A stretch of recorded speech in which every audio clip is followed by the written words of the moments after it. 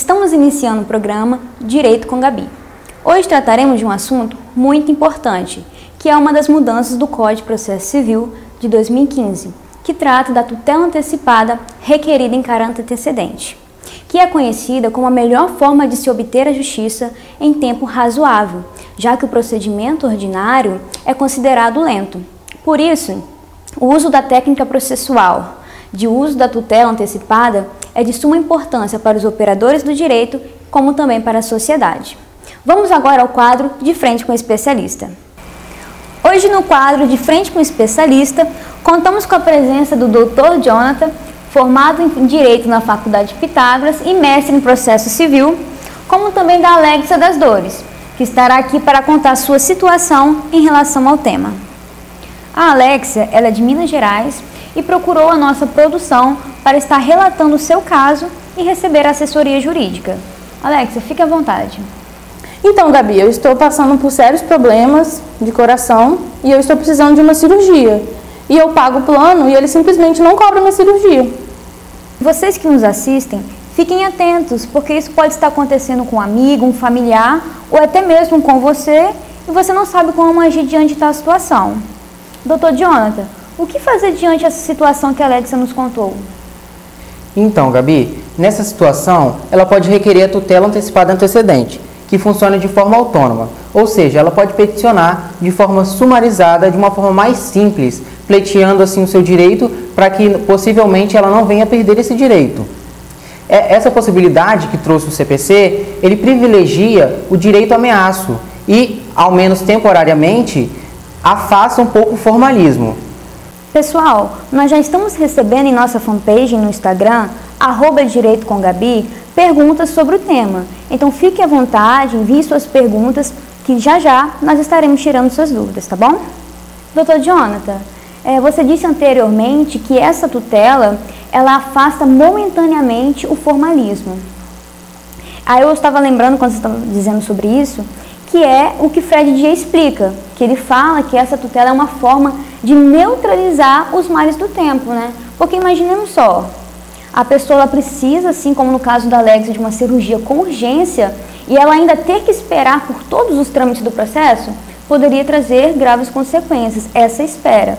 Mas é importante nós lembrarmos, nós operadores do direito, que mesmo que essa petição ela seja simplificada por ser uma situação de urgência, ela deve conter todos os requisitos do artigo 319, porque será ela que vai dar início à propositura da ação, né, a relação processual. Então é de suma importância que ela seja o mais completa possível, mesmo que depois, que posteriormente, ela seja ditada. Não é mesmo, Dr. Jonathan? Exatamente, Gabi. Mesmo que de forma simplificada, ela deve atender os requisitos do artigo 319. Isso, logicamente, tem assentamento constitucional, quando prevê o artigo 5º como direito fundamental a um processo célere, a inafastabilidade de jurisdição. Veja bem, essa tutela ela deve ser adequada, ela deve ser efetiva e ela deve ser tempestiva. Doutor, além dos requisitos do artigo 319 do CPC, o que é mais essencial para que seja concedida a tutela antecipada antecedente? Então, além de atender os requisitos do 319, ele deve atender alguns requisitos do artigo 303. Ele deve provar na propositura de sua ação que ele corre realmente aquele perigo é iminente. E deve restar provado também a inutilidade do direito devido à morosidade da justiça. Agora vamos às perguntinhas dos internautas. A Jaqueline Galvão de Sergipe pergunta o seguinte: doutor, e se essa tutela não for aceita pelo magistrado? De qualquer forma, deverá analisar o juiz essa tutela, podendo conceder ou podendo não conceder. Se o juiz concede essa tutela, abrirá um prazo de 15 dias para ele emendar essa petição e botar os argumentos que lhe faltaram, reiterar o pedido de tutela final e tudo aquilo que lhe foi permitido faltar. Da mesma forma, se o pedido for indeferido, respondendo à pergunta da Jaqueline, o autor deve agir da mesma forma, deve editar o seu pedido inicial, reiterando o seu pedido de tutela final e tudo aquilo que foi lhe permitido faltar, só que agora no prazo de 5 dias. Após esse prazo, abre-se o prazo para audiência de conciliação e mediação, onde o réu é citado ou, como alguns autores preferem, intimação. Após, se não houve autocomposição, abre-se o prazo para contestação, previsto lá no artigo 335. Doutor, é importante nós falarmos para o pessoal de casa, porque talvez seja uma dúvida sua também, dessa diferenciação de 15 e 5 dias. Por que tem essa diferenciação de 15 dias para deferimento e 5 dias para indeferimento? Então, eu também não sei, né, o porquê dessa diferenciação, foi apenas uma ideia legislativa. Se vocês também irão encontrar que muitos doutrinadores, eles irão dizer que foi apenas uma opção legislativa, não é mesmo, doutor? Exatamente, Gabi. Não se tem uma composição teórica do porquê dessa diferenciação de prazo, mas eles estão aí e devem ser observados. Vamos à próxima pergunta do nosso programa de hoje. A Fabiana Maioli de Curitiba pergunta: caso o autor não complemente a petição no prazo previsto, o que acontece, doutor?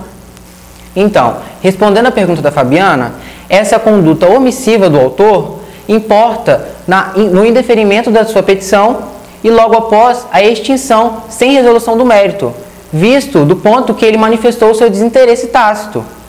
Pessoal, vamos dar uma pausa aqui? Vamos chamar a Thalia? Thalia, o que temos de novidade hoje? Olá, Gabi. Vamos falar sim de uma ótima novidade que é o novo CPC de 2015 e com ele a possibilidade de estabilização da tutela antecipada antecedente. Com o deferimento da tutela, o próximo passo é a citação do réu para contestar a ação, mas, para que ela não estabilize seus efeitos, o réu deve interpor agravo de instrumento que está elencado no artigo 1015 do novo CPC, ou seja, a contestação mais o agravo de instrumento. A estabilização depende de você. É importante o que a Thalia disse, que a estabilização ela depende da postura do autor e do réu, que irá influenciar em todo o processo. Por isso que a estabilização ela depende de 3 requisitos. Primeiro, da concessão da tutela antecipada em caráter antecedente. Segundo, do aditamento da inicial. E terceiro, da não interposição do agravo de instrumento. Porque se o autor aditar a inicial e o réu não interpor, a tutela será estabilizada. Por isso é importante verificarmos se o réu interpôs ou não agravo de instrumento. Doutor, para combater a estabilização, é preciso a contestação mais o agravo de instrumento. Mas se o réu apresentar apenas a contestação, o que acontece? Veja bem, se o réu apresenta apenas sua contestação, restará a tutela estabilizada. Por quê? Quando o juiz concede uma tutela, estamos diante de uma decisão interlocutória. E contra a decisão interlocutória, cabe agravo de instrumento. Se o réu nada faz, a tutela resta estabilizada até o exaurimento daquele processo, não podendo se discutir, no meio do processo, aquela tutela. Então, doutor, se houve a estabilização, não tem uma outra forma de combater essa tutela, já que ela foi estabilizada? Não é impossível que ele reveja ou modifique ou invalide essa tutela, porém, não mais na mesma ação.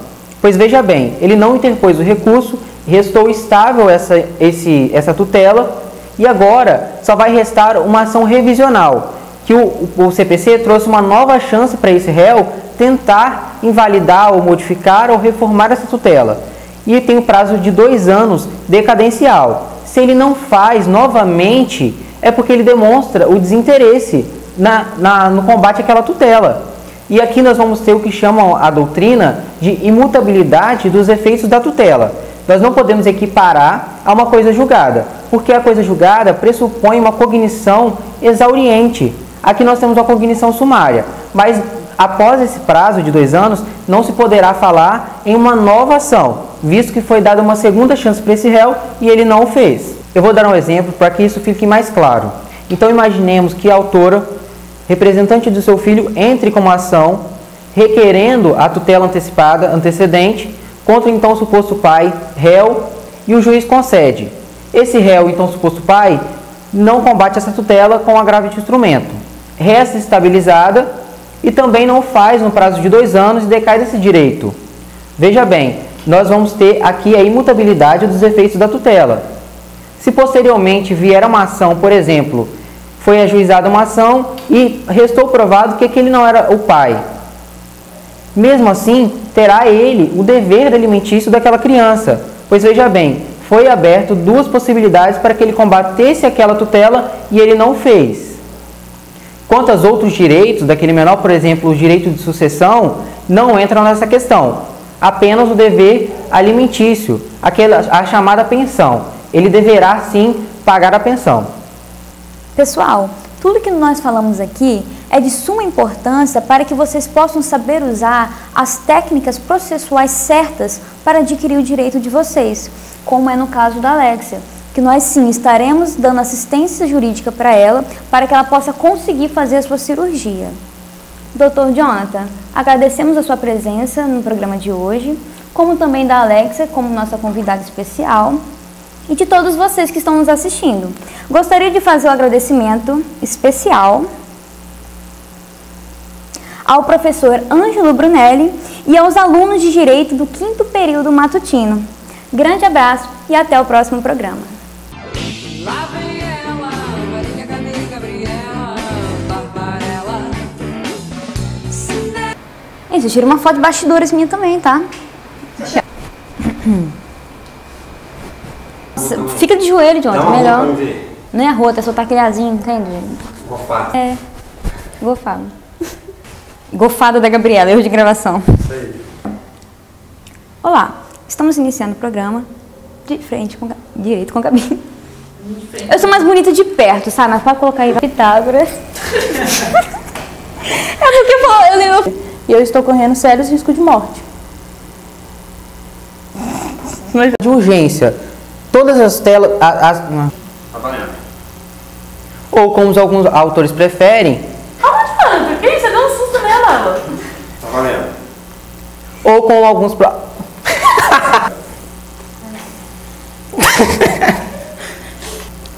Aonde?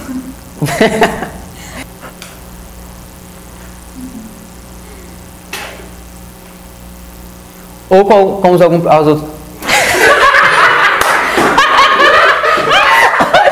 Cara, não dá, cara, não dá. Cara, corta, ó. Já deve interpor agravo de instrumento. Não, falei errado. Mas para que ele... Ai, meu Deus. Minhas ombreiras. Marília, Gabi, Gabriela, Cravo e Canela.